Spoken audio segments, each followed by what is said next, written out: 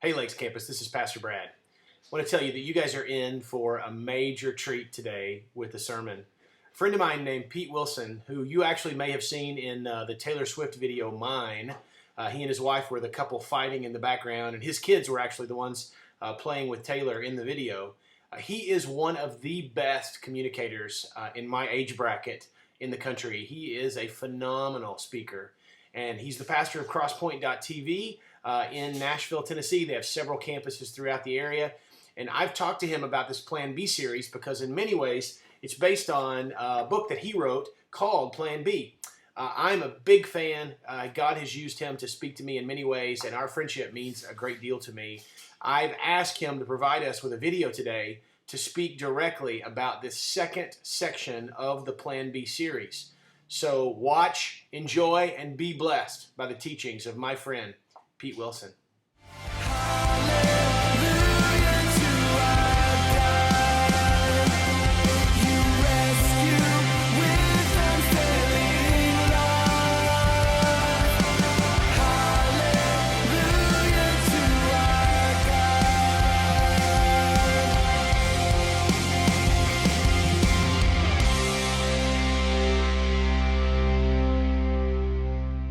This whole series has really just kind of been about this idea of what do you do with these shattered dreams in your life. If you weren't here last week, let me take about 2 minutes to kind of catch you up. We talked about this guy named David who had this God-given dream in his life, okay? And he has this dream. His dream was basically to be the king, right? God gave him this dream through Samuel, you're going to be the next king. And he even in his life started to have lots of hope, right? And so sometimes in your life you have these dreams, and then circumstantially things will happen where you start to have hope and you start to actually believe that that dream's going to happen, right? Maybe you do get hired at that company. You know, maybe they do agree to go with you on that first date. You know, maybe the bank does tell you, maybe we could find the money to help you get this, pulled off. So there's something happens circumstantially, something shifts to make you actually believe that maybe you do have hope, right? And then from this idea of hope, we saw in David's story that there was a threat, right? His threat was that the king was trying to kill him. Here's what I do know. I don't have a clue what the threat is to your God-given dreams, but I do know that you have threats. I do know there's going to be that moment in time where you feel like what it is that you've wanted, what it is you've prayed for is threatened, and you feel like it's kind of slipping away from you. And then that leads us all to this exact spot that we found David in last week, was where he either had to trust, right, or control. That's Greek for control, okay? Is what that is, all right? So, and he had to make a choice. Now, we saw this in the story last week that we looked at. David chose to what? He chose to control. Now, this is important because you're going to find yourself over and over and over and over again in your life at this exact spot where you have to make a choice. Am I going to trust God, right? Am I going to surrender to God? Or am I going to try to control and manipulate what I can't control and manipulate? David made this choice that he was going to kind of control. He got himself into trouble because he did this, and we talked about this last week, but we all do this in our life. We get to this place where we assume, right? We assume that God must think and feel as we do, right? When you start to assume in your life that God must think and feel as you do, what happens is you take control, right? And then when God doesn't do what it is that you think God should do in your situation, again, you get all mad and you get angry. What ends up happening in most cases, and this certainly happened to David, is he abandoned his God-given values in the pursuit of his God-given dream. All right, so you don't want to get to that place where you're abandoning your God-given values in the pursuit of your God-given dreams, but it happened there. Now, here's what's interesting to me. This week, we're going to look at a guy by the name of Joseph. Joseph's going to find himself in the exact same predicament. He's going to be at the exact same crossroads where he has to choose, am I going to trust God, that he's there, that he's God and I'm not, or am I going to try to control and manipulate? What you'll begin to find out, test me on this, all right? I haven't done this with absolutely every person in the Bible, but I've done it with a lot of people in the Bible.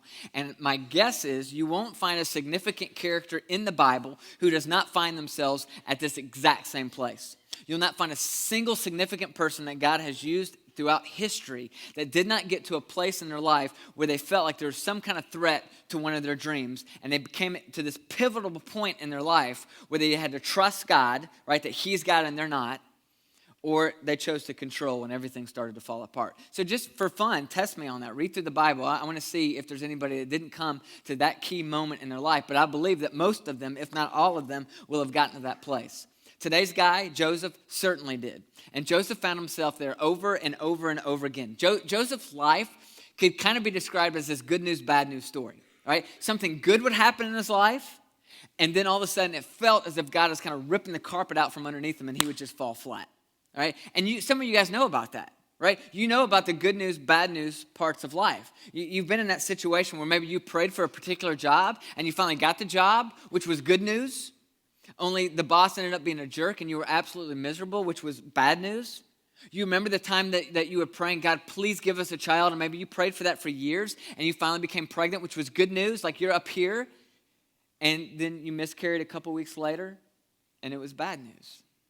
You've been at that spot before where you were gazing into the eyes of someone that you felt like you would be with for the rest of your life. It was good news. Only to years later be standing across from them, gazing into their eyes in a courtroom. And it was bad news. I think we all know about the good news, bad news parts of life. And the key question I want us to look at today is, what would you do in your life if you were absolutely confident that God was with you? All right, I'm going to pound that question into your minds and into your hearts in a very loving way today. But I think we all have to get to that place where we're asking, what would I do in my life? What would I do in my current circumstances if I was confident that God was with me?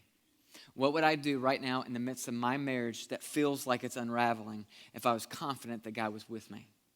How would I parent my kids who are getting ready to leave my house if I was confident that God was with me? How would I respond to my trip to the doctor's office when the doctor told me that there's some abnormalities and things don't look good if I'm confident that God is with me? All right, let's start the story of Joseph. Joseph chapter 37. We're going to start in verse 3. We got a lot of scripture to read today. So we're going to cram about 45 minutes worth of stuff into the next 15 minutes. And I couldn't do this at just any old average church, but you guys are above average in your intelligence, all right? All of our campuses, I know that, so you got to hang with me, all right? Verse 3, it says, "Now Israel loved Joseph more than any of his other sons because he had been born to him in his old age. And he made a richly ornamented robe for him. When his brothers saw that their father loved him more than any of them, they hated him and could not speak a kind word to him." So we're set up for conflict right off the bat, all right? There's something special about Joseph. He's kind of like this miracle kid. Came to his father very late in life, so his father views him as special, kind of favors him over the other kids, which, as you can imagine, in any family situation, creates all this kind of jealousy. So one day, Jacob tells his son, Joseph, I want you to go kind of visit your brothers. Check up on your brothers, see how they're doing. This is what happens, verse 23, it says, "So when Joseph came to his brothers, they stripped him of his robe, the richly ornamented robe that he was wearing, and they took him and they threw him into a cistern. Now the cistern was empty and there was no water in it." So somehow these brothers had allowed their jealousy to build up so much that they're acting in violence towards their brother. Like, I had a younger sister, so I understand sibling rivalry. I mean, there were times, if I'm honest, I thought about throwing her into a pit, but I never did it. I never did it, right? They did it. They beat the dude up, they throw him in a pit, and now Joseph's in the bottom of a pit. And I could just picture him down there, and he's just banging his head up against the wall saying, "Why me? Why me? Why me?" And you've been there, right? I mean, probably not like in the bottom of a pit, but you've been in this spot in your life. You've been laying in bed at night, just kind of wondering, God, why me? Why are we having to go through this right now? Why do I have to feel this pain? God, where are you? Why do I feel so alone? Why aren't you listening to me? God, why have you abandoned me? You've been there, right? We've all been there. I mean, when life isn't turning out in the way we want life to turn out, we almost always go to this assumption that God has abandoned us. And yet, here's the truth. And I'm praying that God will reveal this truth to you during the next few minutes that we're together. But this is so important. The truth is this, that God is most powerfully present even when he seems most apparently absent. And if you don't get anything else today, my prayer is that for those of you who feel as if God is apparently absent from your life, that you'll come to the knowledge that in fact, he's powerfully present there. Even though you can't see him, even though you can't feel him, even though all the circumstances of your life point to something different. He's powerfully present. Let me show you how this works. Chapter 39, verse 1. It says, now Joseph had been taken away to Egypt. Potiphar, an Egyptian, who is one of Pharaoh's officials, the captain of the guard, brought him from the Ishmaelites who had taken him from there. The Lord was with Joseph. Okay, that's key. Underline that if you underline in your Bible. The Lord was with Joseph, and he prospered, and he lived in the house of the Egyptian master. All right, did you catch that? That little phrase there? The Lord was with Joseph. All right, I want you to maybe after today go back and read through this story and highlight. I think it's there 6 or 7 different times it says the Lord was with Joseph. This messes with you because this doesn't make sense, right? The Lord is with Joseph? What? Like, the Lord is with Joseph. Didn't he just get beaten up by his brothers? The Lord is with Joseph? He just got thrown into a pit. The Lord is with Joseph. I mean, the dude just got sold into slavery. And the Bible's telling us the Lord was with him? See, growing up, this is not the way that I thought it worked. Growing up, I thought if the Lord is with you, what this means is everything's going to go good. Right? If the Lord is with you, then your parents aren't going to get a divorce. Right? If the Lord's with you, you're going to get into the college of your choice. If the Lord's with you, you're going to marry that dream guy or that dream girl. If the Lord's with you, you don't have financial problems. If the Lord's with you, you always get the job. Right? If the Lord's with you, you get the corner office. If the Lord is with you, things are supposed to work out the way they're supposed to work out, right? And see, somewhere along the way, many of you in your walk with Christ, you came to this kind of agreement. So someone forgot to tell you that God doesn't negotiate and God doesn't do contracts. So you formed this kind of contract with God, and the contract kind of stated was this, that, hey, God, as long as I live this somewhat moral life, you're going to keep up your end of the bargain, and you're not going to let anything bad happen to me, and you're going to keep blessing my life. See, what we don't want to face is the reality that becoming the person that God wants you to become rarely happens from success, success, success, success, success. It's usually what? Success, heartbreak. Success, difficulties. Success, pain. Right? Success, heartbreak. That's how we're formed, and that's how we're shaped. Moving on, we'll see this. Verse 3, it says, when his master saw that the Lord was with him and that the Lord gave him success in everything that he did, Joseph found favor in his eyes, and he became his attendant. Potiphar put him in charge of his household, and he entrusted to his care everything that he owned. See, his master notices like something different about this kid. Like, I don't know what it is about him, but there's something that's different. It's really important to note, listen, when you're in the midst of your plan B, when you're in the midst of your shattered dream, how you respond really matters. Right? It really does. You got Joseph. You notice what he's doing? He's not trying to run away. He's not complaining. He's not bitter. He's not angry. He's not saying, a month ago I owned slaves, and now today I am a slave. Right? He could have said that. He would have had all the right to have done that, but he doesn't. What's he keep doing? He just keeps doing what anybody would do in these current circumstances if they knew that God was with them. See, when you're in the midst of adversity, when you feel like that dream is slipping away, you really only have one assignment, and that is to do what anyone would do that's confident that God's with them. You know what the most asked question that I get as a pastor is, I think this has been true over all of my years of ministry, the most asked question that I get is, what is God's will for my life? Or how can I find out God's will for my life? Everybody wants to know that.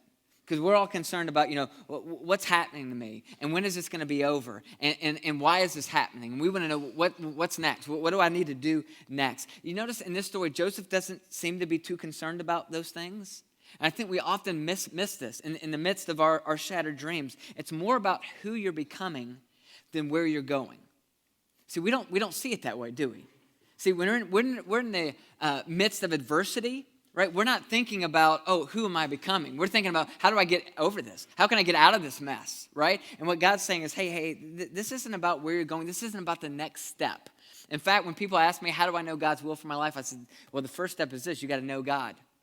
After that, I don't really have any steps. right? I mean, that's kind of it. You got to know God. You got to be present with him. What is it that he's trying to do in you? If you could focus on that in the midst of your crisis instead of how can I get out of this, God can do some transformational work in your life.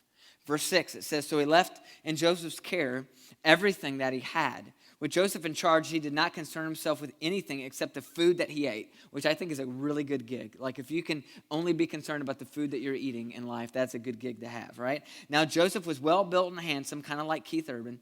It didn't say that in there. That's just, I added that, right? And after a while, his master's wife took notice of Joseph and said, come to bed with me. But he refused. With me in charge, he told her, my master does not concern himself with anything in this house except he owns anything in his house, everything he owns, he is entrusted to my care. No one is greater in this house than I am. My master has withheld nothing from me except for you, because you are his wife. How then could I do such a wicked thing and sin against my God? Now, like this whole situation right here alone makes this dude a hero in my book. Or you got to remember, this is like, I mean, this is before the church exists. All right, he doesn't have an accountability group. All right, there's no youth group that's been walking through him, preparing him for like this moment in time. Okay, you got to remember, he doesn't even have the 10 Commandments yet. All right, and somehow in this moment he refuses to sin against God, and he says, "How could I sin against my God?" And he has to be thinking in the back of his head, "Who really has not done a whole lot for me lately." Right? I mean, how does he keep this kind of commitment? It appears as if God's abandoned him, right? And somehow, I'm telling you, this 20-year-old kid figured out something that most of us never figure out in our life. His responsibility here is not to try to re-engineer the circumstances to get them to go his way. His responsibility is not to try to control and manipulate what he cannot control and manipulate. His responsibility is simple. It's just not easy. It's to do what anyone would do that's absolutely confident that God is with him. Now, let's be honest for a second. All right, let's just be real with each other. Don't you think it's a lot more difficult to be faithful to God when you feel as if God hasn't been faithful to you? I mean, I think in my life, the biggest regrets of my life have come from seasons in my life where I felt as if God had abandoned me. I felt as if God wasn't there. And so what I did is I kind of spiritually gave God the middle finger, and I chose to do whatever the heck I wanted to do with my life. And it led to all kinds of regrets. It led me to controlling and manipulating things and doing things that I swore that I would never do, because I felt as if he wasn't there. See, every single day we have this choice to make. Am I going to make choices based on my interpretation of the circumstances, right? That things are bad or they're getting worse? Or will I make choices based on God's promises that he is with me and just live believing that? That's what Joseph did. Verse 10 says, and though she spoke to Joseph day after day, he refused to go to bed with her or even be with her. One day he went into his house to attend to his duties, and none of the household servants were inside.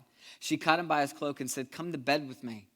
But he left his cloak in her hand, and he ran out of the house. When she saw that he had left his cloak in her hand and run out of the house, she called her household servants. Look, she said to them, this Hebrew has been brought to us to make sport of us. He came in here to sleep with me, but I screamed. You know what happens next in this story? Joseph ends up being framed, sentenced, and imprisoned for the very thing that he had the self-control not to do. Isn't that when you want to just kind of throw your hands up and say, why am I even a Christian? Right? Why do I even pray? Right? You've been there, right? I was faithful to my husband, and he still cheated on me. We tithe all the time. We tithe on a regular basis, and we still don't have the money to pay our bills. We have prayed for our kids for 2 decades. We prayed that they would follow God, and now they're abandoning their values. I was loyal to that company for decades, and they still fired me. I was pure in our dating relationship, and she still dumped me. See, for most of us, it's very frustrating. We can't understand if we're doing the right thing, why isn't life turning out the way we think life should turn out?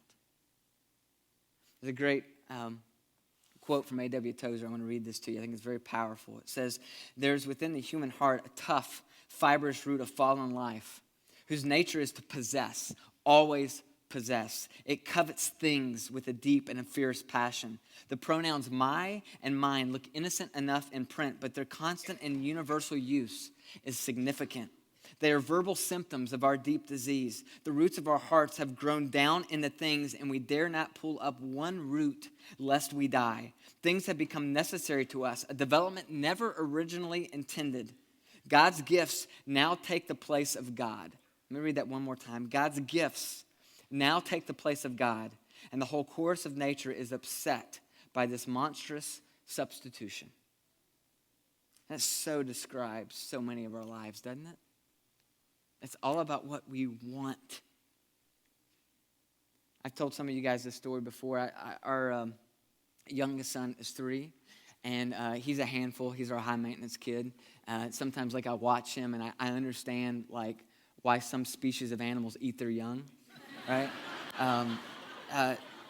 This is a while back. I was watching him, and Brandy was gone, and I had the 3 boys. And this kid, I don't know exactly what the world record is, but I'm pretty sure he's beaten it when it comes to consuming fruit snacks.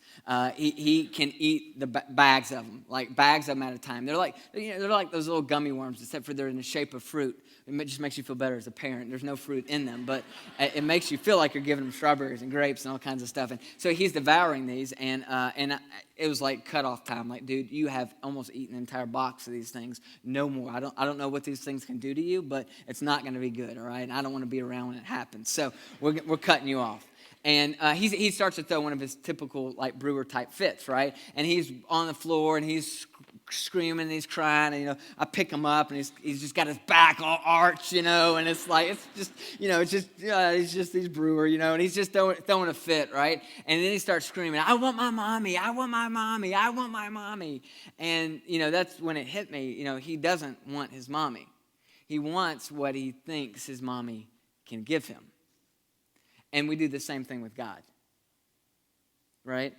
It's not so much that we want God. We want what we think he can give us. And I hate that about me. But the truth is that often my so-called worship, my so-called prayer, my so-called crying out to God has nothing to do with God. And it has everything to do with what I want him to bless me with. And that's not true worship. It's not true prayer. It's not true crying out for God. Let's just call it what it is. It's appealing to God as if he's a vending machine, as if we know what we need and we want from our life, and we're hoping that he'll give us that. The story goes on, verse 20. It says, "Joseph's master took him and put him in prison, the place where the king's prisoners were confined. But while Joseph was there in the prison, the Lord was with him, and he showed him kindness and granted him favor in the eyes of the prison warden." The Lord's with him now in prison, right? It's I'm thinking, if I'm Joseph, this is where I say, how about you don't be with me anymore, right? Because since you've been with me, I have been beaten up. Since you've been with me, I've been thrown into a hole. I am now a slave. I have been falsely accused of rape, and now I'm in prison. How about you go be with my brothers for a while, right? Get into their life, and love on them for a while, but don't be with me anymore, right? Verse 22, it says, "So the warden," you kind of expect this, right? "So the warden put Joseph in charge of all those held in the prison, and he was made responsible for all that was done there. The warden paid no attention to anything under Joseph's care, because the Lord was with Joseph and gave him success in whatever he did." Do you know what Joseph did in prison? He just did what anyone would do that was confident that God was with him. See, here's what Joseph knew, that for some reason it's just so hard for me to get this. It's so hard for me to understand this. I love the way Andy Stanley said this. He said this: "It's only when we trust and we look for God in the circumstances that we find him. It's only when we respond to circumstances as if he is there that we see him in them. It's only when we expect it that we experience it in our lives." And Joseph was expecting it. Kind of wrap this story up, and we never get to the end. So you guys need to go and you need to finish it up. We're going to finish in Genesis 40. I think it goes through about another 10 chapters. It's a great story. But Genesis 40, he makes 2 friends while he's in prison. He meets the chief cupbearer. He takes wine to the king, and he meets a baker. and they both have dreams, and they come to Joseph and are like, hey, could you, interpret the dream? And so he does. The baker's dream didn't turn out so well. We won't cover it right now. But the chief cupbearer has a great dream, and Joseph interprets it and says, hey, good news for you, bro. In 3 days, you're going to get out of prison. And when you do, why don't you do me a favor and remember me? Right? Well, why don't you kind of bust me out of here? He covers this in chapter 40, verse 14. It says, when all goes well with you, remember me, show me kindness, mention me to Pharaoh, and get me out of this prison. For I was forcibly carried off from the land of the Hebrews, and even here I have done nothing to deserve being put in a dungeon. So this is the first time that we actually see Joseph starting to say, hey, this shouldn't be happening to me. Why? I'm going to keep being faithful, but why is this happening to me? And hey, when you get out, just do me this one favor. Do this one thing for me. Just remember me. And I think it's a really powerful part of the story because I can identify with this. I know you can too. You've been at that place where you've said, God, I just need this one thing. God, just this one thing. God, please, just protect my kids. Just this one thing. God, please heal this marriage. God, just this one thing, just this one time, God, we need help financially because we are sinking. God, just one thing, please heal me of this cancer. God, just this one thing, God, would you please repair my relationship with my dad? God, just this one thing, just one time, God, please, I just need this one thing. I can remember several years ago, Brandy was pregnant, and it was kind of a difficult pregnancy. We had went in several times, and we knew there were some complications. And this one particular appointment, they couldn't find a heartbeat. And the girl, I can't remember what you call her, but she was very sweet. And she was like, sometimes we don't find these things, and sometimes, I just can't find it. So let me get the doctor, and she was trying to be very, very just very kind. I remember she left, and it felt like hours. It probably just 2 minutes. But I remember that whole time just praying, God, I know, because you're God, I know that you can do this. I know that, even if the baby's heart isn't beating, that you can do, I don't know how you do it, God, but you can breathe life into that baby. I know you can do this. I know it.